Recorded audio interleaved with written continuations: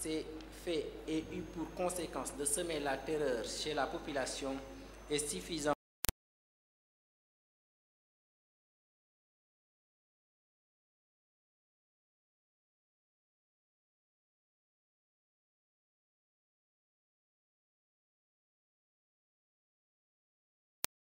Centrale de N'Djamena de 84 à 90 a déclaré « Ceux qui étaient considérés comme opposants politiques étaient arrêtés, torturés et le plus souvent exécutés. Je peux citer à titre d'exemple les cas du Dr Noupouri qui était chercheur au laboratoire de Farsha, le ministre de la Jeunesse et des Sports et Ahmad Dadji qui était directeur de la SONASUD, etc. Ils sont tous morts en prison. Il ressort des éléments du dossier que les exécutions n'épargnaient personne, pas même les anciens opposants qui s'étaient ralliés au régime. Ainsi, le témoin Adelil Makaï Safi explique qu'un samedi de l'année 84, tous les éléments du CDR ont été arrêtés et emprisonnés à Mongo. Au moment de notre arrestation, 3 de nos chefs, Issa Abgilep, Adama Barka et Hassan Djalal étaient en réunion avec les fans à Ati. Un matin, on a fait sortir 20 d'entre nous pour nous amener à la sortie de Mongo. Là, les militaires nous ont attachés par groupe de 4. Après nous avoir attachés, ils nous ont demandé d'avancer et ont ouvert le feu. Quand ce fut le tour de notre groupe, ils ont tiré sur nous, mais je n'ai pas été à temps. Comme le sang m'avait éclaboussé, les militaires ont cru que j'étais mort et ils sont partis. Il y avait un autre groupe de 12 personnes tuées près de l'aéroport de Mongo.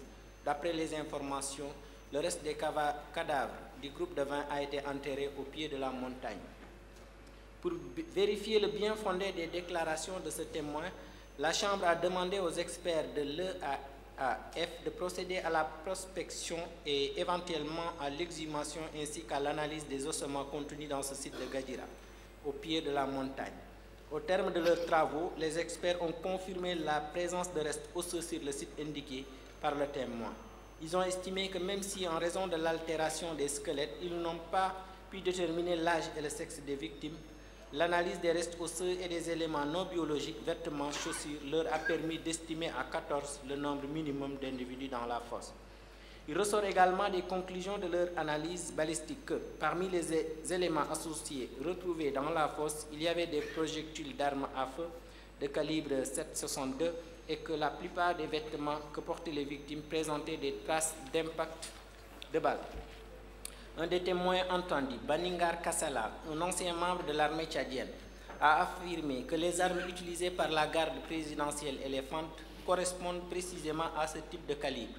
En conclusion, la Chambre estime, au regard de ce qui précède, qu'il existe des charges suffisantes laissant croire à la commission de plusieurs cas d'exécution sommaire constitutives de crimes contre l'humanité définis à l'article 6b du statut par les agents de la DDS, les membres des FANT et ceux de la garde présidentielle contre les populations civiles, notamment les opposants au régime. Par ailleurs, le fait que ces faits aient eu pour conséquence de semer la terreur chez la population est suffisamment révélateur de leur lien avec l'attaque dirigée contre celle-ci. C'est enlèvement de personnes suivi de disparition, petit un droit applicable. Cette infraction prévue par le statut des chambres africaines extraordinaires est inconnue du droit positif sénégalais. Ce crime qui renvoie à celui de disparition forcée est consacré par différents instruments internationaux comme la Déclaration des Nations Unies sur la protection de toutes les personnes contre les disparitions forcées ou le statut de la Cour pénale internationale. En effet, au terme de l'article 7 du statut de Rome, il faut entendre par disparition forcée de personnes celles qui sont arrêtées, détenues ou enlevées par un État ou une organisation politique ou avec l'autorisation, l'appui ou l'assentiment de cet État ou de cette organisation qui refuse d'admettre que ces personnes sont privées de liberté ou de révéler le sort qui leur est réservé ou l'endroit où elles se trouvent, dans l'intention de les soustraire à la protection de la loi pendant une période prolongée. Cette définition, qui nous semble suffisamment large pour être retenue dans la présente procédure, fait ressortir au moins 4 éléments essentiels. L'arrestation, la détention ou l'enlèvement. Il s'agit de toute privation de liberté dans des conditions susceptibles d'entraîner la disparition des victimes, comme par exemple la détention dans des lieux clandestins. Rôle de l'État ou d'une organisation. L'enlèvement de personnes est un crime qui exige une pluralité d'acteurs et ne peut s'accomplir sans l'autorisation ou, à tout le moins, l'appui de l'État ou d'une organisation criminelle. Le refus d'information, c'est le refus de l'État ou de toute autre autorité de donner des informations sur la situation de la victime, son lieu de détention ou, le cas échéant, son lieu d'enterrement. Cette incertitude sur la situation de leurs proches qui installe l'angoisse et la terreur au sein des familles constitue un élément central du crime et est souvent facilitée par l'existence de centres de détention clandestins. La soustraction à la protection de la loi. Les personnes détenues ne sont pas présentées à un juge et ne disposent donc d'aucun moyen pour contester la légalité de la détention. Le caractère continu du crime. Les disparitions forcées se prolongent dans le temps et peuvent durer des années, ce qui confère à ce crime un caractère continu car, comme le précise la Déclaration des Nations Unies précitée, l'infraction perdure aussi longtemps que ses auteurs dissimulent le sort réservé à la personne disparue et le lieu où elle se trouve et que les faits n'ont pas été élucidés. Conclusion de la Chambre. Il ressort des éléments du dossier, notamment des déclarations des témoins et des victimes, que parmi les catégories de la population qui ont fait l'objet de répression, de nombreux individus ont disparu après avoir été enlevés. Enlèvement et disparition de populations civiles sudistes. Le témoin Yaldé Samuel, ancien gendarme qui a servi dans l'armée tchadienne au sud du Tchad à Moundou de février 84 à juillet 87, a confirmé les cas d'enlèvement de cadres sudistes.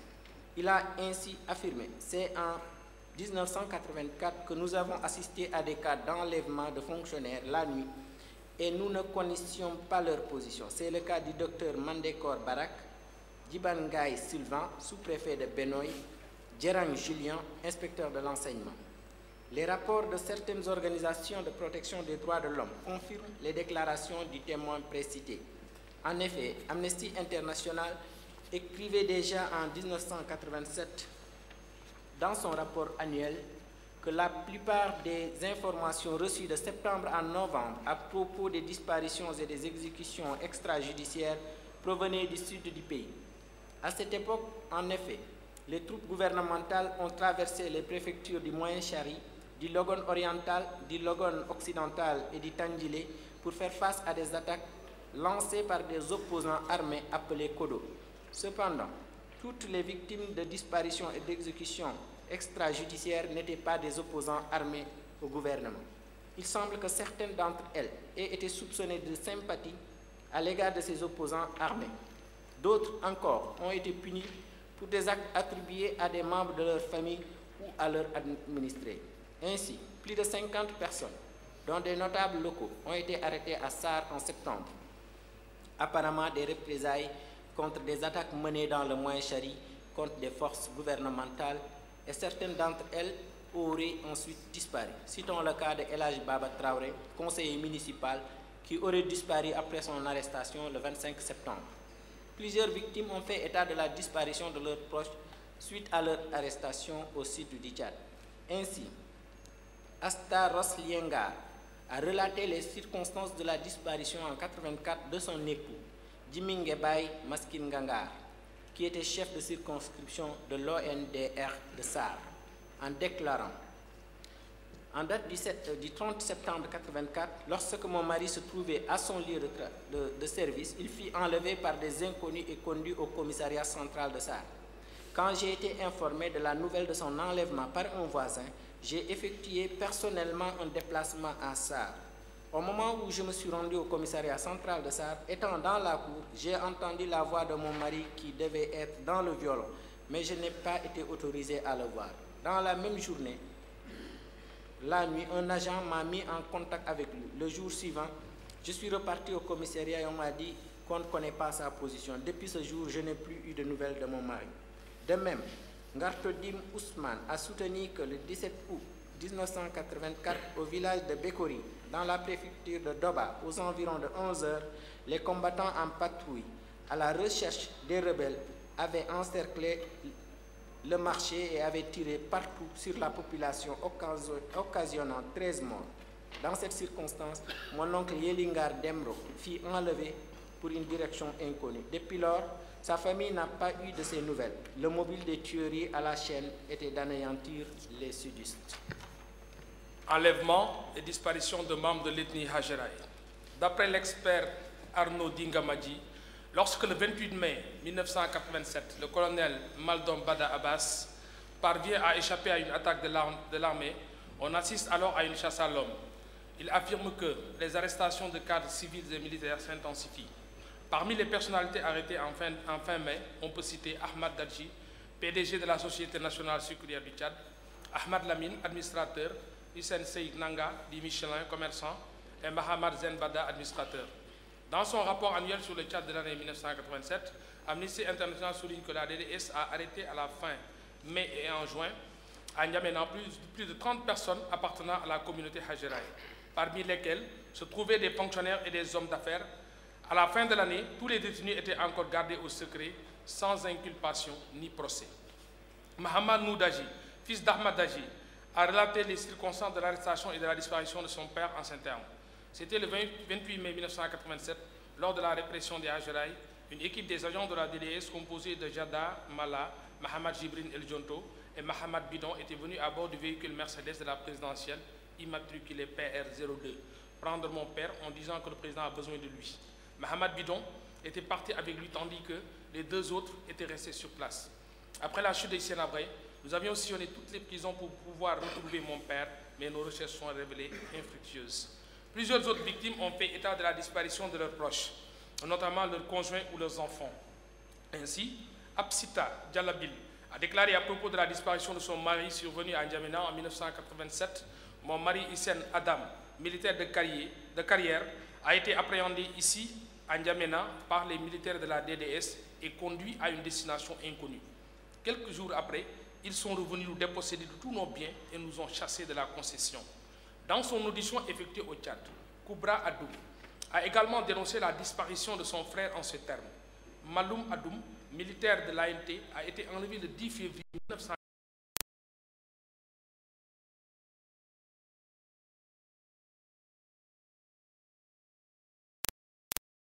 Éléments du dossier que certains cas d'enlèvement de membres de l'ethnie Hadjiraï ont été effectués dans les provinces, notamment à Mongo. À cet égard, Khadija Dounia, en service à Mongo, a été suite au conflit qui a opposé le régime de Hissène Habré à l'ethnie Hadjiraï en 1987. Elle a ajouté, depuis lors, nous sommes restés sans nouvelles de lui. Mariam Izo a déclaré qu'en 1987, son mari Tiroma Sambo, sergent de l'armée tchadienne, a été enlevé par les militaires de Hissène Habré autour de 16 heures devant son domicile. Elle a précisé, ils l'ont embarqué à bord de véhicules Toyota 4x4 et ont pris une destination inconnue. Depuis lors, je n'ai plus de ces nouvelles. À l'arrivée d'Idriss Déby, j'avais espoir de revoir mon mari, mais en vain. Parlant de l'enlèvement de son époux, Youssouf Chetima, un policier en formation à Ati, Ashta Dago, a déclaré en 1987, les éléments de la DDS ont fait irruption à ATI, rappelant sans motif tous les hommes appartenant à l'ethnie Maldom Bada Abbas. De Maldom Bada Abbas, c'est ainsi que mon époux a été enlevé pour une destination inconnue. Enlèvement et disparition d'opposants. Abdelaziz Philippe, ancien gendarme à détachement à la BSIR, a confirmé les cas d'enlèvement d'opposants. Il a ainsi soutenu que c'est Bichara Chaïbo qui était chargé de coordonner les enlèvements des opposants à l'extérieur pour les déposer directement à la présidence. Mais il a fini par être enlevé et tué par le président. Dans ce service, il y avait Sabré Ribé et Doudou Yaldé qui faisaient la même mission. Même dans les représentations diplomatiques, il y avait des gens qui enlevaient des opposants. Facho Balam, qui était à l'époque leader de l'Union nationale démocratique, un parti membre du GUNT, a déclaré lors de son audition en qualité de témoin. En plus de nos militants, nos sympathisants ont fait l'objet d'arrestations et de disparitions. Il s'agit d'Aboyna, chef de canton de Kinou, de Tala, de Hassan Guinou, Djoksoné, de Mata Amboul Mato, de Joseph Maïdi, de Jérémy Djera, de Badadé et d'autres dont j'ai oublié les noms. Entre 1983 et 1988, nous estimons entre 300 et 500 personnes le nombre de nos militants et sympathisants qui ont été arrêtés. Parmi ceux-ci, beaucoup sont portés disparus.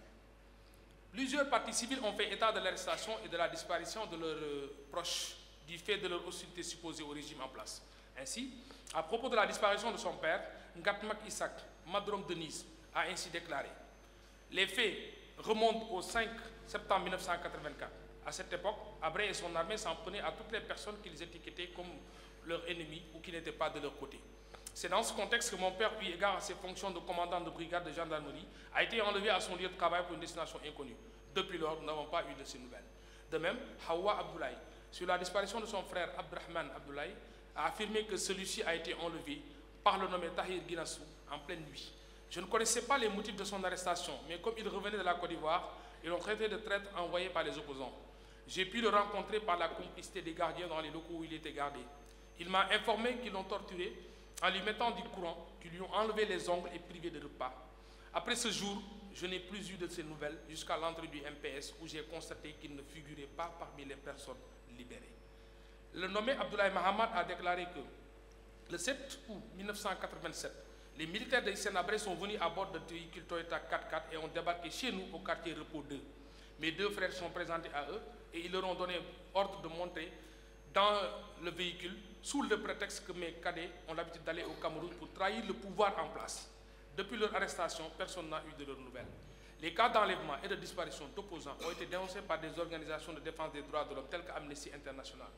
Dans son rapport annuel sur l'année 1990, cet organisme a écrit « Depuis l'accession au pouvoir du président Hissène Habré en 1982, aucun prisonnier politique n'a été inculpé ou jugé ou n'a pu contester la légalité de sa détention devant un tribunal ou une instance officielle.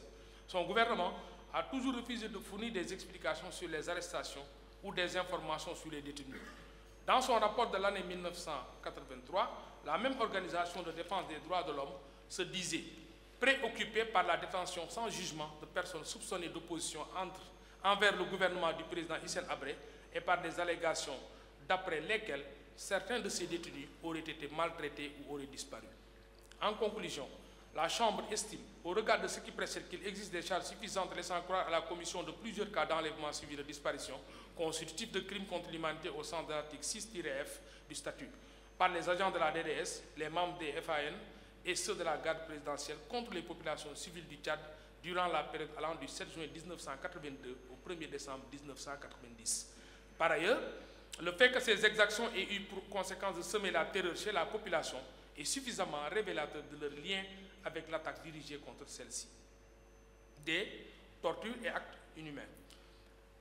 Le crime de torture 1.1, droit applicable à Actus Reus. Au terme de l'article 8 du statut des chambres africaines extraordinaires qui a repris la définition de la torture telle que consacrée par la Convention de 1984 contre la torture, le mot torture désigne tout acte par lequel une douleur ou des souffrances aiguës, physiques ou mentales sont intentionnellement infligées à une personne aux fins notamment d'obtenir des renseignements ou des aveux, de la punir d'un acte qu'elle ou une tierce personne a commis ou est soupçonnée d'avoir commis, de l'intimider ou de faire pression sur une tierce personne ou pour tout autre motif fondé sur une discrimination quelle qu'elle soit, lorsqu'une telle douleur ou de telles souffrances sont infligées par un agent de la fonction publique ou toute autre personne agissant à titre officiel ou à son instigation ou avec son assentiment exprès ou tacite. Cette définition fait ressortir 3 éléments matériels auxquels il faut ajouter l'élément intentionnel. Le fait d'infliger une douleur ou des souffrances aiguës, physiques ou mentales. L'intensité des douleurs ou des souffrances est un élément constitutif essentiel de la torture.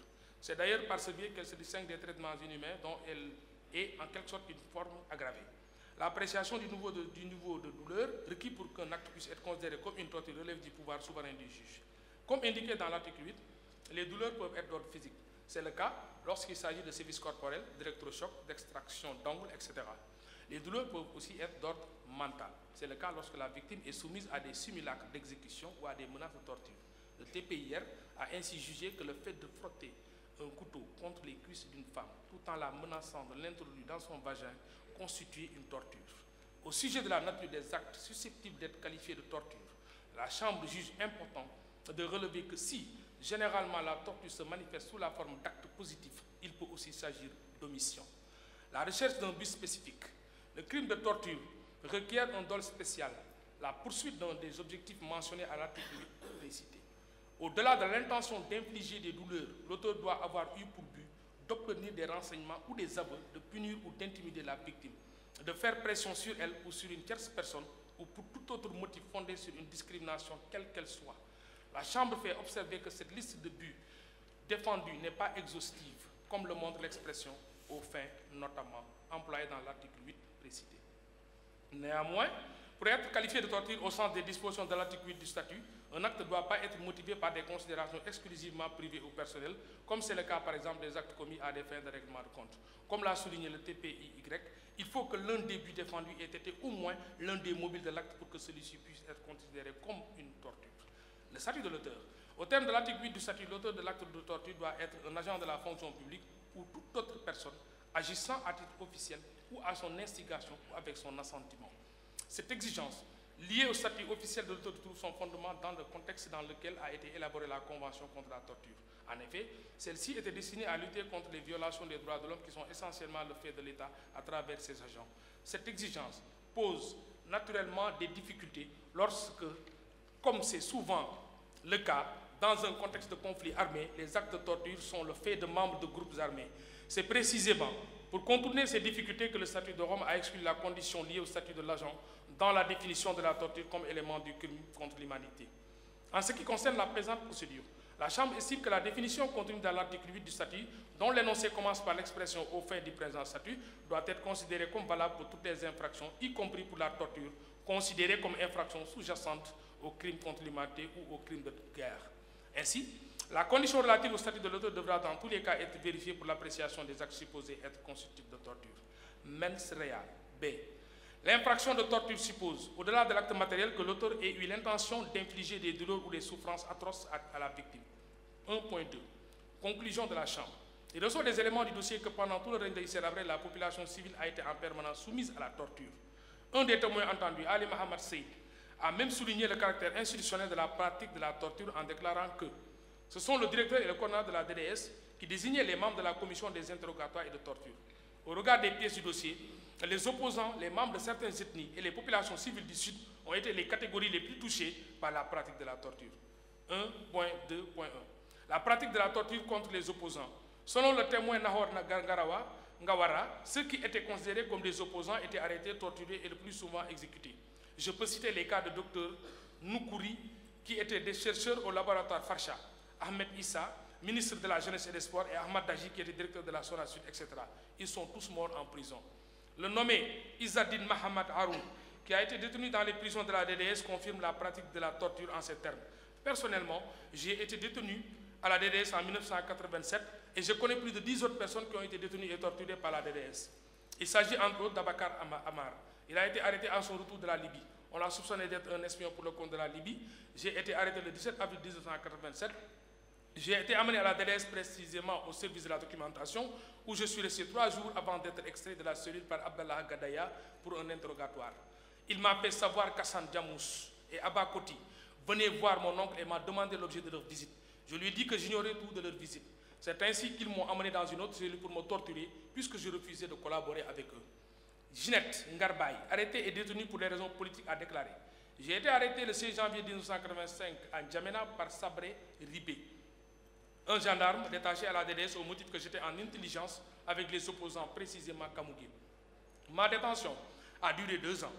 Dans un premier temps, j'ai fait 4 mois à la DDS et le reste de mon séjour à la prison d'Île les locaux. Pendant mon séjour dans les locaux de la DDS, j'ai fait l'objet de torture, j'ai subi des décharges électriques qui m'ont plongé dans l'inconscience et à mon réveil, malgré mon état de grossesse de 4 mois, je constatais qu'on m'avait dénudé, qu'on avait abusé de moi et surtout mon corps était souillé. Pendant une semaine, j'ai subi ce calvaire. Je subissais ces tortures de la part d'Issa Arawai, un responsable de la DDS, et d'un certain Goukouni, sans autre précision. Mon corps porte encore les traces de ces cicatrices. Quand on nous torturait, on me demandait de dire la teneur des conversations que j'aurais eues avec Kamougué. Il ressort des déclarations de plusieurs témoins et parties civiles qu'en 1990, le régime de Hissène Habré a fait arrêter et torturer plusieurs personnes dans l'affaire dite des tracts. À ce propos, le témoin Nahor Ngawara déclare que, en juin 1990, des tracts étaient écrits et distribués par la Jorant, la branche armée de l'Union des forces démocratiques, UFD. Suite à la disparition des tracts, le pouvoir a procédé à l'arrestation de plusieurs personnes, dont Galingot, Younous Mahajir, Abatcha Mahamad, Ahmar Nahor Ngawara, Youssef Kebir, qui ont fait l'objet de torture. Ces personnes ont été libérées le jour de la chute de Hissène Habré. Le nommé Aldoumgar Boukar, entendu comme partie civile, est revenu sur son arrestation et les tortures qu'il a subies dans l'affaire des tracts.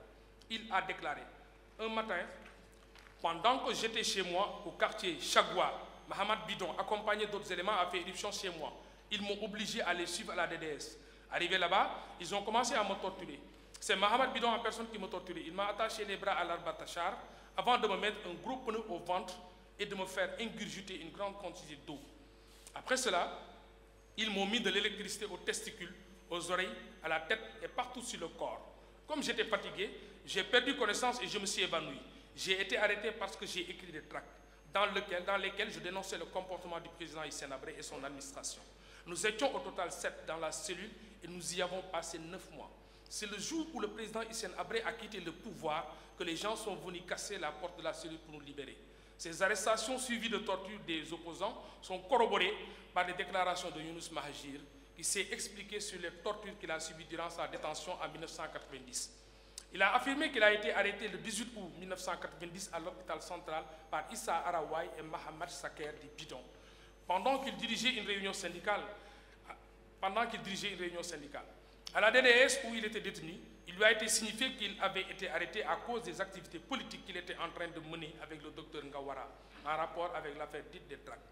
On lui aurait plus précisément reproché d'avoir participé à la distribution de tracts dirigés contre le régime. Concernant les tortures subies, il a déclaré « Le lendemain, on m'a extrait vers 17 h pour me soumettre à une séance d'interrogatoire accompagnée de tortures, suivant la technique de l'arbre Tachar et du supplice de l'ingurgitation forcée d'eau. Pendant que j'avais les jambes et les bras liés, un militaire me maîtrisait, tandis qu'un autre faisait passer de l'eau à l'aide d'un raccord ouvert sur un robinet à forte pression. Quand il sentait que j'étais sur le point de m'évanouir, il s'arrêtait et me demandait de citer les noms de mes éventuels complices. À défaut de réponse positive, le supplice continue. La technique de l'arbre-Tachar a provoqué une paralysie de mes 2 bras au point que je ne pouvais m'en servir pour manger.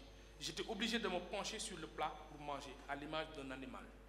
L'arrestation et la détention de plusieurs personnes dans l'affaire dite des tracts sont confirmées par le contenu de certaines archives.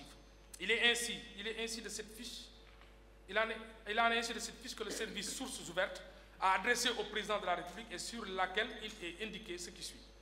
D'une source, il nous a été rapporté que suite à la rédaction de tracts dont les impliqués furent interpellés, beaucoup d'autres sudistes faisaient partie du groupe.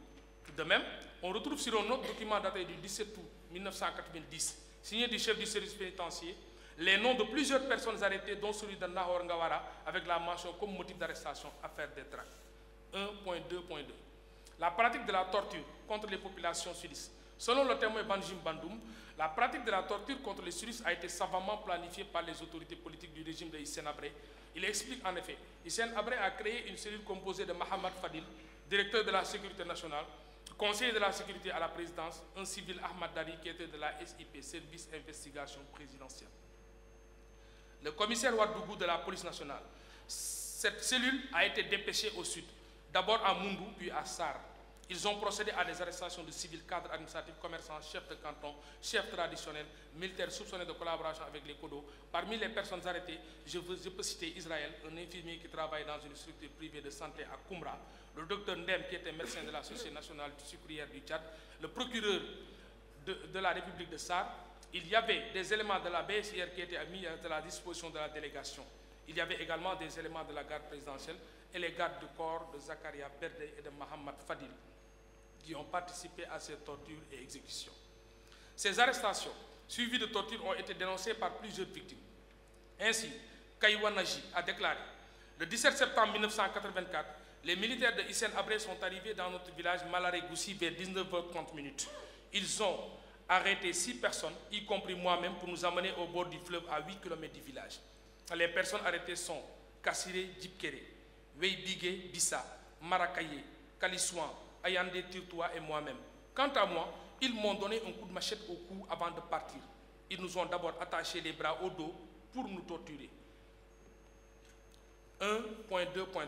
La pratique de la torture contre les Hajrai et les Agawa.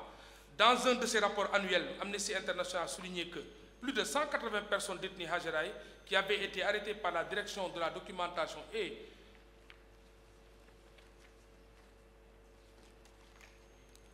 de la sécurité à N'Djamena sont restées détenues au secret sans inculpation ni jugement. Selon des informations reçues en 1988, bon nombre d'entre elles auraient été torturées à l'électricité et violemment frappées. Certaines seraient mortes en détention. De sources non officielles, Salengaba, un journaliste Hajrai arrêté en juin 1987, serait mort en prison vers le milieu de l'année 1988. Détenu au secret au camp des martyrs à N'Djamena jusqu'en janvier, il aurait ensuite été transféré en un lieu inconnu. Il était, semble-t-il, gravement malade au début de l'année et souffrait d'une dépression nerveuse due au mauvais traitement. S'agissant des Agawa, Amnesty International écrivait également que des personnes arrêtées en 1990 avant la prise du pouvoir par le MPS ont été torturées, passées à tabac ou fouettées pendant leur interrogatoire. Certaines ont reçu des décharges électriques sur des parties sensibles du corps. Des prisonniers ont été soumis à une autre forme de torture qui consiste à fixer de chaque côté du crâne 2 bâtonnets reliés par des cordelettes que l'on serre de plus en plus, provoquant ainsi une terrible douleur et des saignements du nez. Les tortures commises contre les membres de ces 2 ethnies sont confirmées par plusieurs témoins et victimes. À cet égard, Banjim Bandoum a déclaré « Pour les Hajaraïs, ça s'est passé en 1987. Les noms qui reviennent le plus souvent comme ayant participé à la commission chargée des Hajaraïs sont Mohamed Djibrin, le lieutenant Moïse Kete, Ali Haji Jada, Sabré Ribé, Nojigoto Honan, Mohamed Wakay, Issa Araway, Mohamed Saker Bidon. Il y a des éléments de la BSIR qui étaient chargés des tortures. Dans le même ordre d'idée, Saria Asnek Dono, ancien infirmier à la BSIR, chargé en haut de prodiguer des soins aux détenus de la RDS, a déclaré « En 1987, j'ai effectivement constaté la présence de nombreux Hajaraïs dans la prison dite les locaux. C'est nommé Saleh Ngaba, un journaliste que j'ai trouvé un jour dans les locaux. Il portait des haillons et avait le corps couvert de blessures dues aux tortures subies. C'est moi qui le soignais, mais un jour, j'ai remarqué qu'il n'était plus dans la cellule. Il a dû être exécuté. » Le nommé Marabi Touji BG, qui a travaillé à la DDS comme geôlier de 1984 à 1985, avant d'être arrêté et détenu pour avoir donné à manger à 2 détenus, est également revenu sur la pratique de la torture au sein de la DDS. Il déclare « Pendant que j'étais en service à la DDS, j'ai vu des scènes de torture pratiquées sur les personnes arrêtées. Issa Araway, qui était directeur adjoint, interrogeait celles-ci et qu'elles disent vrai ou non, il les livrait aux soldats qui les menaient dans un endroit spécial où se pratiquait la torture. En fait, il s'agissait d'une pièce qui se trouve dans le bâtiment abritant le siège de la DDS. Elle était à l'abri des regards, on y pendait les gens par les pieds, la tête en bas. Les soldats les tapaient avec des matraques et des chicottes jusqu'à écoulement du sang. En définitive, les éléments qui précèdent font apparaître des charges suffisantes laissant croire que pendant le règne de Hissène Habré, la population civile a été soumise à des actes provoquant des douleurs intenses tels que l'arbachar, les décharges électriques, le supplice de l'eau, etc. Ces actes de torture ont été pratiqués dans le but d'obtenir des renseignements ou parfois dans le but d'intimider la population civile et de semer la terreur. Ces actes étaient commis par des agents agissant à titre officiel, notamment les agents de la DDS, comme l'indique le témoin Ali Mohamed Seyd, qui précise dans sa déclaration que ce sont les chefs de service qui faisaient les interrogatoires suivis de torture. Au regard des circonstances dans lesquelles se pratiquait la torture, il ne fait pas de doute que les auteurs étaient animés de la volonté d'infliger des souffrances aux victimes. En conclusion, la Chambre estime qu'il existe des charges suffisantes laissant croire à la commission du crime de torture constitutif de crime contre l'humanité tel que défini à l'article 6-G du statut des chambres africaines extraordinaires par les agents de la DDS, les membres des FAN et ceux de la garde présidentielle contre les populations civiles du Tchad durant la période allant du 7 juin 1982 au 1er décembre 1990.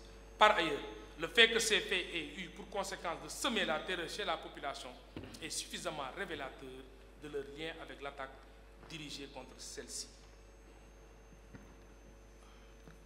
2. Acte inhumain. 2.1. Droit applicable. Dans le cadre des crimes contre l'humanité, il faut distinguer la torture des actes inhumains causant intentionnellement des atteintes graves à l'intégrité physique ou à la santé physique ou mentale. Le terme acte inhumain, visé à l'article 6 du statut des chambres africaines, s'applique à tous les traitements destinés à humilier la personne sans lui faire subir des douleurs ou des souffrances aiguës. Il s'applique également à des souffrances légères telles que les passages à tabac. Dans tous les cas, il appartient au juge d'apprécier la gravité et l'intensité des douleurs et de dire s'il s'agit d'actes inhumains ou de torture. 2. De conclusion de la Chambre. Il ressort des éléments du dossier, notamment des différents témoignages recueillis, que les personnes détenues dans les prisons de la DDS étaient soumises à des traitements inhumains. Clément Abey-Fouta, arrêté pour des raisons politiques et détenu dans les prisons de la DDS de 85 à 89, a déclaré: s'agissant des conditions de détention, elles étaient inhumaines. Nous ne mangions pas à notre faim et quand on tombait malade, comme ce fut mon cas, nous ne bénéficions d'aucun soin. Les soldats se plaisaient à nous battre au moindre prétexte. De plus, contre mon gré, j'étais tenu de faire la lessive des habits des militaires ainsi que ceux de leur famille. En outre, je devais faire la cuisine pour eux aussi. Et j'ai été choisi en compagnie de Sabadet Totodé et Ahmed pour assurer la mise en terre de nos co-détenus morts en prison. Munis de pelles et de pioches, Sabadet, Ahmed et moi-même prenions place à bord d'un pick-up en compagnie des corps des personnes mortes. Ma première sortie en qualité de fossoyeur m'a amené à enterrer un individu sous un arbre qui existe encore de nos jours. Le rythme de sortie était de 2 ou 3 fois par jour. Ces propos sont confirmés par Marabi Toutbetch, qui a servi comme geôlier à la DDS. Celui-ci a en effet déclaré: Saleh Younous, en personne, m'a chargé de désigner 3 personnes pour m'aider à enterrer les prisonniers morts en détention. Auparavant, j'étais seul à le faire. C'est ainsi que mon choix s'est porté sur Clément Abey-Fouta, Jackson et Totodé. Le matin, on nous mettait sur la véranda et à chaque fois que des morts étaient annoncés dans les cellules, nous nous y rendions pour les enlever et les déposer à la dite véranda. En période de basse température, on dénombrait 40 à 50 morts par jour. En période de grosse chaleur, de mars à mai, le nombre pouvait grimper jusqu'à 60 à 70. Par ailleurs, Saria Asnek Dono, l'un des infirmiers qui officiait à l'époque au sein de la DDS, a mis en exergue le caractère inhumain des conditions de vie des détenus. Il souligne en effet que les prisonniers menaient une vie vraiment malheureuse. Les médicaments ne suffisaient pas. Les prisonniers étaient dans un état pitoyable. Il faisait tellement chaud dans les cellules qu'en tant qu'agent de santé, on avait des difficultés pour y entrer. Au bout de 5 minutes, on avait les habits trempés de sueur et le corps couvert de poux. Les prisonniers avaient des furoncles, la gale et leurs dents tombaient toutes seules. Hadjo Amina Mokhtar a ainsi relaté ces conditions de détention. 3 jours durant, en dépit de ma grossesse, j'étais obligé de rester debout faute de place. Par la suite, j'ai perdu mon enfant des suites d'une fausse couche. Tous ces jours passés en prison, j'étais privé d'eau et de nourriture. Mohamed Moussa Mouli a également expliqué les circonstances dans lesquelles il a été arrêté et détenu au camp des martyrs, où il lui a été demandé d'imiter le cri des animaux. Il a déclaré ceci: je vivais chez mon oncle, un commerçant qui s'appelle Elhaj Issa Gouran. Hissène l'a fait appeler et comme il n'était pas là, je suis allé à sa place. Je l'ai rencontré au camp des martyrs. Il m'a posé la question de savoir où est mon oncle et je lui ai répondu qu'il était à la Mecque. Il était en compagnie de ses gardes du corps et de Youssouf Sidi Sougoumi. Il m'a demandé de me coucher sur une table. Il y avait des barres de fer et des cordes des 2 côtés de la table. Je fus alors attaché avant qu'on enlève la table pour me laisser planer. Après 2 à 3 minutes, j'ai perdu connaissance. Hissène Habré m'a détaché, m'a arrosé un peu d'eau et m'a demandé d'imiter le cri des différents animaux qu'il me citait et je m'exécutais. Il m'a demandé pourquoi je pleurais et je lui ai répondu que si j'avais la possibilité de l'attacher comme il l'a fait, il aurait pleuré autant. Il en a ri, il m'a montré une balle de fusil et m'a dit qu'il pouvait me tuer avec une arme mais qu'il allait me mettre du beurre sur le corps et me déposer là où il y a des fourmis et me laisser mourir à petit feu. Après cela, il est parti en me laissant en prison au sein du camp des martyrs. En conclusion, la Chambre estime qu'il existe des charges suffisantes laissant croire à la commission d'actes inhumains constitutifs de crimes contre l'humanité tels que définis à l'article 6G du statut des Chambres africaines extraordinaires par les agents de la DDS, les membres des FAN et ceux de la garde présidentielle contre la population civile du Tchad au cours de la période allant du 7 juin 1982 au 1er décembre 1990. Par ailleurs, le fait que ces faits aient eu pour conséquence de semer la terreur chez la population est suffisamment révélateur de leur lien avec l'attaque dirigée contre celle-ci. Chapitre 2, Crimes de guerre. Section 1, éléments contextuels du crime de guerre. Grand A, droit applicable. Les crimes de guerre sont prévues par l'article 7 du statut des chambres africaines extraordinaires qui dispose que 1. Aux fins du présent statut, constitue un crime de guerre l'un des actes ci-après, lorsqu'il concerne des membres des forces armées, des prisonniers de guerre ou des civils ou des biens protégés par des dispositions des conventions de Genève du 12 août 1949. Petit a, l'homicide volontaire. B. La torture ou les traitements inhumains, y compris les expériences biologiques, causant intentionnellement de grandes souffrances à l'intégrité physique et psychique. C. La destruction et l'appropriation des biens non justifiés par des nécessités militaires et exécutés sur une grande échelle de façon illicite et arbitraire. D. Le fait de contraindre un prisonnier de guerre ou toute autre personne protégée à servir dans les forces armées. E. Le fait de priver un prisonnier de guerre ou toute autre personne protégée de son droit d'être jugé régulièrement et impartialement. F. La déportation ou le transfert illégal ou la détention illégale. G. La prise d'otage. 2. Les chambres africaines extraordinaires sont compétentes pour juger les personnes ayant commis des violations graves de l'article 3 commun aux conventions de Genève du 12 août 1949 pour la protection des victimes en temps de guerre et du protocole additionnel 2 aux dites conventions du 8 juin 1977. Ces violations comprennent A. Les atteintes portées à la vie, à la santé et au bien-être physique ou mental des personnes, en particulier le meurtre, de même que les traitements cruels tels que la torture, les mutilations ou toute forme de peine corporelle. B. Le châtiment collectif. C. La prise d'otage. D. Les actes de terrorisme. E. Les atteintes à la dignité de la personne, notamment les traitements humiliants et dégradants, le viol, la prostitution forcée et tout attentat à la pudeur. F. Le pillage. G. Les condamnations et les exécutions sans jugement rendues au préalable par un tribunal régulièrement constitué et assorti de garanties judiciaires reconnues comme indispensables pour les peuples civilisés. H. La menace de commettre les actes précités. La Chambre rappelle que, conformément aux règles établies en droit international, la qualification d'un acte en crime de guerre suppose l'existence d'un conflit armé. En outre, il doit être établi un lien étroit entre l'acte commis et le conflit. 1.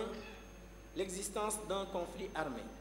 À la lecture de l'article 7 du statut, il est aisé de constater que, même si ce n'est pas expressément mentionné, cette disposition a opéré une distinction claire entre les infractions commises dans le contexte d'un conflit armé international, paragraphe 1, article 7-1, et celles commises dans le contexte d'un conflit armé non international, paragraphe 2, article 7-2. 1.1 Conflit armé international. Petit a, la notion de conflit armé international. La notion de conflit armé international recouvre trois réalités différentes. Conflit armé interétatique, article 2, alinéa 1 commun.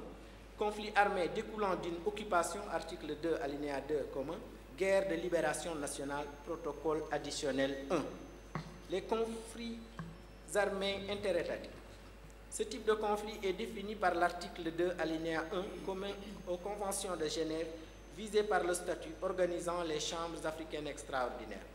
Cet article dispose en effet que, en dehors des dispositions qui doivent entrer en vigueur dès le temps de paix, la présente convention s'appliquera en cas de guerre déclarée ou de tout autre conflit armé surgissant entre deux ou plusieurs des autres parties contractantes, même si l'état de guerre n'est pas reconnu par l'une d'elles.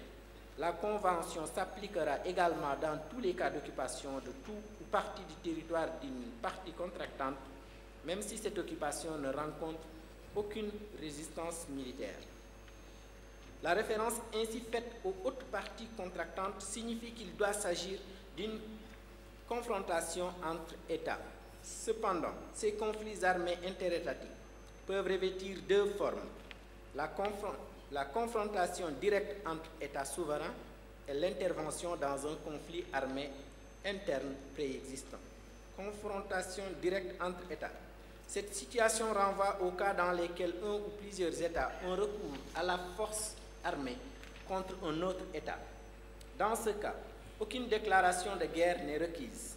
Le commentaire des conventions de Genève confirme que tout différend surgissant entre deux États et provoquant l'intervention des membres des forces armées est un conflit armé au sens de l'article 2, même si l'une des parties conteste l'état de belligérance. La durée du conflit ou le caractère plus ou moins meurtrier de ses effets ne joue aucun rôle. Cette définition du conflit armé international a été reprise par la Cour pénale internationale, notamment dans l'affaire Lubanga, où la Chambre préliminaire a considéré que un conflit armé est de caractère international s'il oppose deux ou plusieurs États et que cette notion couvre les cas d'occupation de tout ou partie du territoire d'un État tiers, que cette occupation de tout ou partie du territoire rencontre ou non une résistance militaire. Dans le même sens, le tribunal pénal international pour l'ex-Yougoslavie a rappelé qu'il y a conflit armé international chaque fois qu'il y a recours à la force entre États. Intervention dans un conflit armé interne, conflit armé internationalisé. Au regard du droit international, il y a intervention lorsqu'une puissance étrangère envoie des troupes sur le terrain dans le but d'appuyer un groupe armé qui s'oppose au gouvernement local.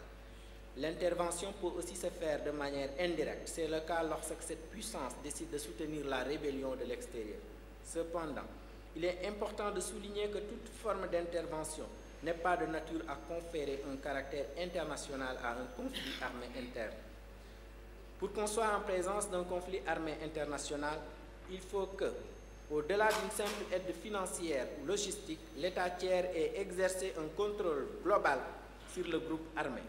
Comme l'a précisé le TPIY dans l'affaire Tadic, il y a contrôle global lorsque l'État étranger joue un rôle dans l'organisation, la coordination ou la planification des actions militaires du groupe militaire, en plus de le financer, de l'entraîner, l'équiper ou lui apporter son soutien opérationnel. Conflit armé découlant d'une occupation, article 2, alinéa 2, commun. Cette situation est évoquée dans le deuxième alinéa de l'article 2 commun aux conventions de Genève ainsi que par le règlement de la Haye de 1907. L'article 42 du règlement de la Haye qui définit l'occupation dispose: un territoire est considéré comme occupé lorsqu'il se trouve placé de fait sous l'autorité de l'armée ennemie. L'occupation ne s'étend qu'au territoire où cette autorité est établie et est en mesure de s'exercer.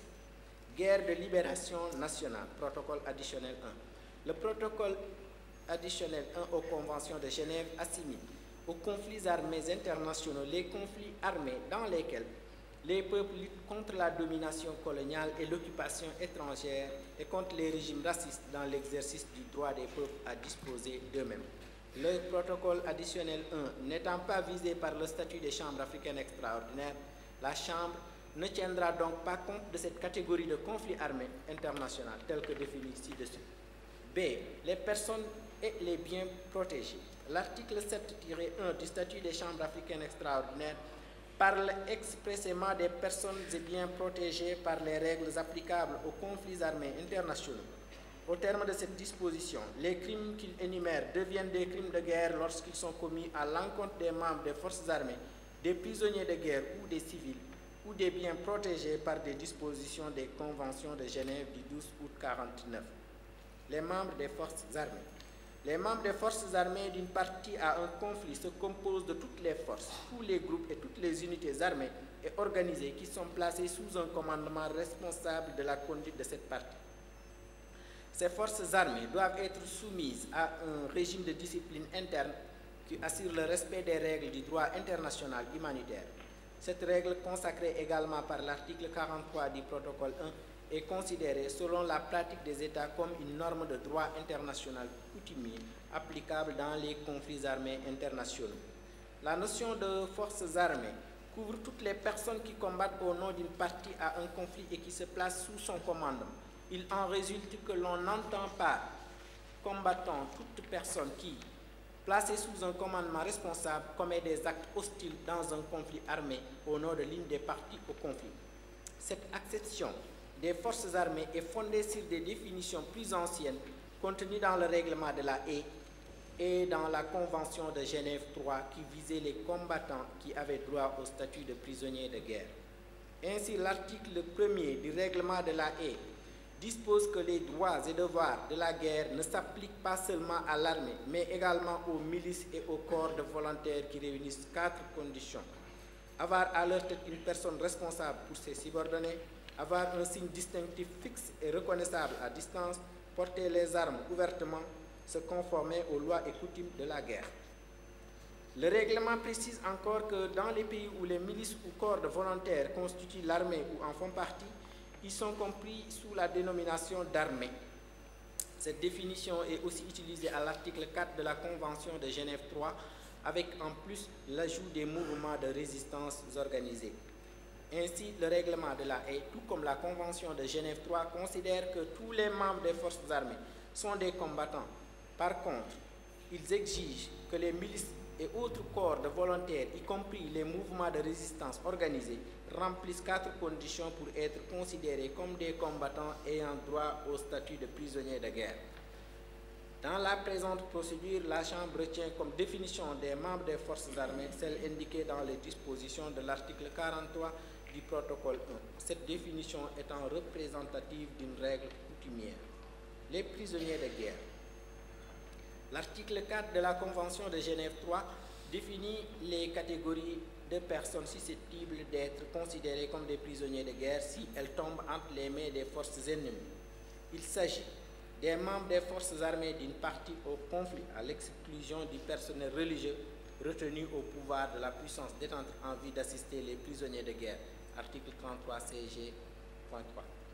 Même si le gouvernement ou l'autorité dont il se réclame n'est pas reconnu par la puissance détentrice, de même que les membres des milices et corps de volontaires faisant partie de ces forces armées, des membres des autres milices et les membres des autres corps de volontaires, à condition qu'ils aient à leur tête une personne responsable pour ses subordonnés, qu'ils portent un signe distinctif et reconnaissable à distance, qu'ils portent ouvertement les armes et qu'ils se conforment dans leurs opérations aux lois et coutumes de guerre.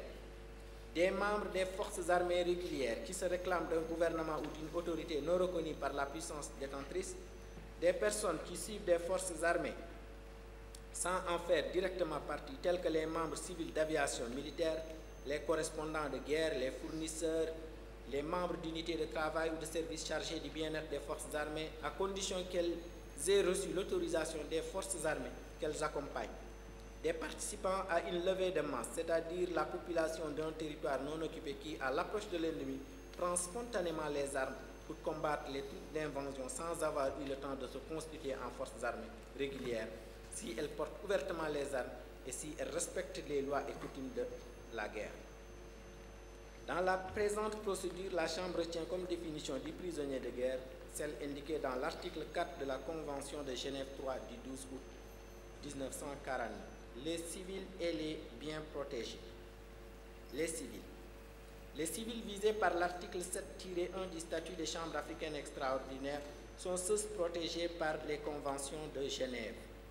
La notion de civil peut être appréhendée selon 2 textes différents, l'article 4 de la Convention 4 et l'article 50 du protocole 1. La notion de civil au sens de l'article 4 de la Convention 4.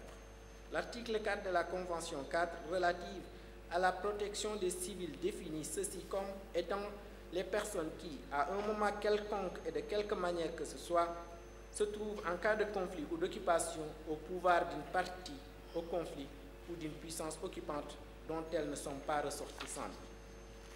L'élément déterminant dans cette définition des personnes protégées est à première vue celui de la nationalité des victimes. Par conséquent, les bénéficiaires sont les personnes ayant la nationalité de l'État ennemi et se trouvant sur le territoire d'un belligérant, ainsi que les habitants d'un territoire occupé ne possédant pas la nationalité de la puissance occupante. Cette définition des civils au sens de l'article 6 visé, entraînant l'application de la Convention 4, a été largement interprétée par le Tribunal pénal international pour la Yougoslavie.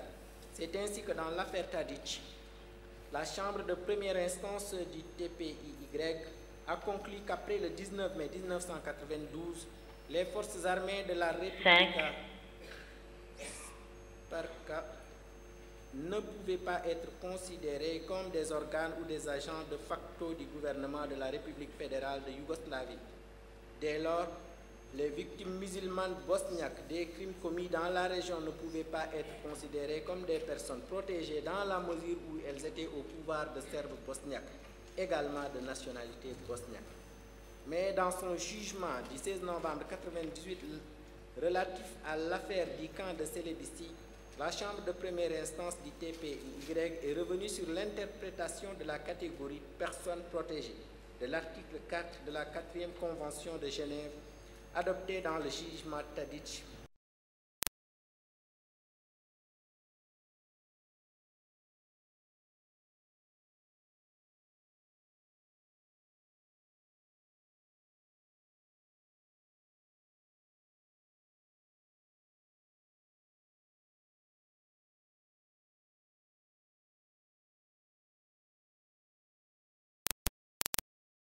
Protégées en vertu de la 4e Convention de Genève. Elle affirme ainsi que ces conflits se caractérisent par l'émergence de nouveaux États pendant le conflit et de ce fait, les allégeances peuvent tenir plus à l'appartenance ethnique qu'à la nationalité. Autrement dit, l'appartenance ethnique peut déterminer l'allégeance à une nation.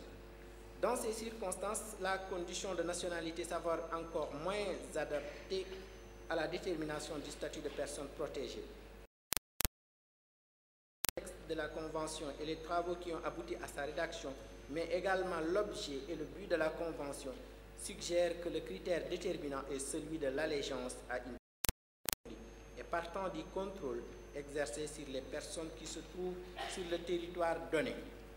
La Chambre a également retenu que l'article 4 de la 4e Convention de Genève, interprété à la lumière de son objet et de son but, vise à assurer la protection maximale possible aux civils. En conséquence, son applicabilité ne dépend pas de liens formels et de relations purement juridiques pour accorder sa protection. L'article 4 entend s'appesantir sur la substance des relations plutôt que sur leur caractérisation juridique en tant que telle. Cette interprétation a été confirmée par les jugements relatifs aux affaires Blaskić et Aleksovski. Dans l'arrêt Delalić, la Chambre d'appel a conclu qu'il ressort de sa jurisprudence que l'article 4 de la 4e Convention de Genève doit s'interpréter comme visant à assurer la protection maximale possible aux civils qui se trouvent pris dans un conflit international ou internationalisé. Par conséquent, la condition de nationalité énoncée à l'article 4 doit être établie compte tenu de la substance des relations et non de leur qualification juridique au regard du droit interne. Dans les conflits ethniques actuels, les victimes peuvent, aux fins du droit humanitaire et plus particulièrement de l'article 4 de la 4e Convention de Genève, être assimilées à des ressortissants de l'État extérieur impliqués dans le conflit, même si, formellement, elles ont la même nationalité que les personnes qui les détiennent. Dès lors, la présente Chambre d'appel approuve l'arrêt Tadić lorsqu'il précise: même si les auteurs des crimes et leurs victimes pouvaient être considérés en l'espèce comme étant de même nationalité, l'article 4 demeurerait applicable.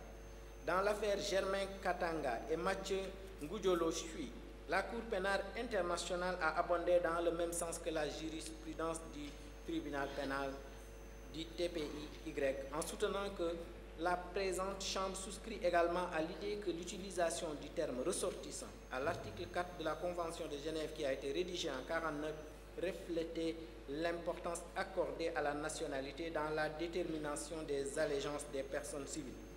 Bien qu'il reste un élément important pour déterminer le statut des personnes protégées des personnes touchées par des conflits internationaux, le lien entre la nationalité et l'allégeance ne constitue plus le critère comme le montre la jurisprudence du TPY. Le commentaire de la 4e Convention de Genève résume cette définition de personnes civiles ainsi qu'il suit. Il y a deux catégories principales de personnes protégées. D'une part, les ressortissants ennemis sur le territoire national de chacune des parties et d'autre part l'ensemble de la population, à l'exception des nationaux de la puissance occupante, dans les territoires occupés. La notion de civil au sens de l'article 50 du protocole 1. Au sens de l'article 50 du protocole 1, est considérée comme civile toute personne n'appartenant pas à l'une des catégories visées à l'article 4A1, 2, 3 et 6 de la Convention et à l'article 43 du présent protocole. En cas de doute, la dite personne est considérée comme civile. En combinant cette disposition avec l'article 4 de la Convention 4, qui énumère les catégories 6 visées, on peut en déduire que, comme l'a souligné le TPIY, la population civile comprend toutes les personnes qui ne participent pas aux hostilités par opposition aux membres des forces armées et aux combattants. En cas de doute sur le statut d'une victime, celle-ci doit être considérée comme civile jusqu'à ce qu'il soit rapporté la preuve contraire. Cette définition de la catégorie de civil, qui tient lieu de règles coutumières et qui est également applicable aux crimes contre l'humanité, nous semble mieux adaptée aux faits de l'espèce. C'est donc cette définition de civil que la Chambre retiendra pour l'appréciation des crimes de guerre, non pas par référence au protocole 1, qui n'est pas applicable en l'espèce, mais par application de la coutume internationale. Biens civils. Les biens de caractère civil sont tous les biens qui ne sont pas des objectifs militaires. Cette règle, également affirmée par l'article 52 du protocole additionnel 1 aux conventions de Genève, est, selon la pratique des États, une norme de droit international coutumier applicable tant dans les conflits internationaux que nationaux. La notion des biens de caractère civil doit se lire conjointement avec celle des objectifs militaires.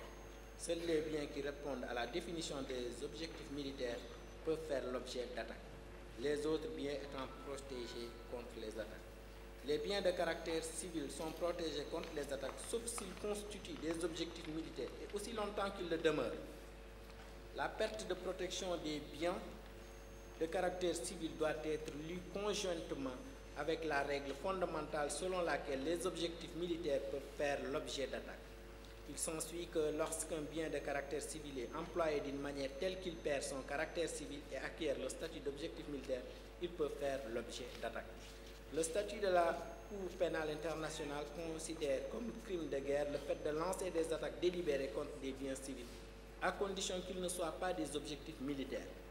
Les objectifs militaires sont limités aux biens qui, par leur nature, leur emplacement, leur destination ou leur utilisation, apportent une contribution effective à l'action militaire et dont la destruction totale ou partielle, la capture ou la neutralisation peuvent faire l'objet d'avantages militaires précis.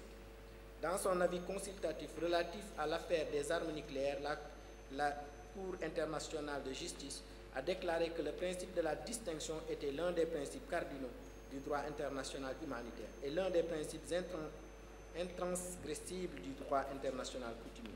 La Chambre retient, conformément à la règle coutumière contenue dans l'article 52 du protocole additionnel 1 aux conventions de Genève, que les biens civils sont tous les biens qui ne sont pas des objectifs militaires. Bien, merci. Nous voyons qu'il est 17h30. Je pense que l'heure indiquée pour opérer la suspension de l'audience jusqu'à demain 9h. Donc l'audience est suspendue jusqu'à demain 9h. Merci.